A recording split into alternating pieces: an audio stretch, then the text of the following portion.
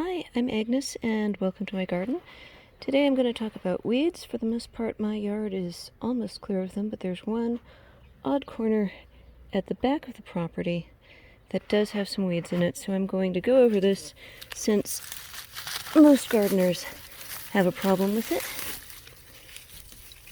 And a lot of keeping on top of a weed problem is just taking the time. I like to go out 10 minutes a day and work on weeds. Most of the time that's just picking up anything that sprouted the day before, but once in a while there is a big area here that needs attention. I'm going to pause for a moment. So this right here is a big weed. It has a deep root system, and I'm going to use this weeding tool to pull it up. If you don't have one of these, you can use a flathead screwdriver. And you want to get that out. You can see this root here. That is what will keep it from coming back. Now, there is a big controversy you will find if you look on the topic of composting weeds on whether or not it's a good idea to do. And most of that comes down to one factor.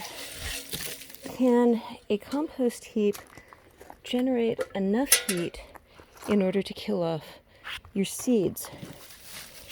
If your compost heap can't do that, then you will simply be planting next year's weeds when you try to compost. And I think there's a big difference between Southern California, inland where I live, where it gets to about 112, that would be 45 Celsius, a bit more than that perhaps, and someplace like Minnesota or Northern Europe, where you've got pretty mild summers. My compost here is on the south side of the house, and as you can see, this is all a black bin. So when I close this up, it will reach a pretty high temperature in summertime.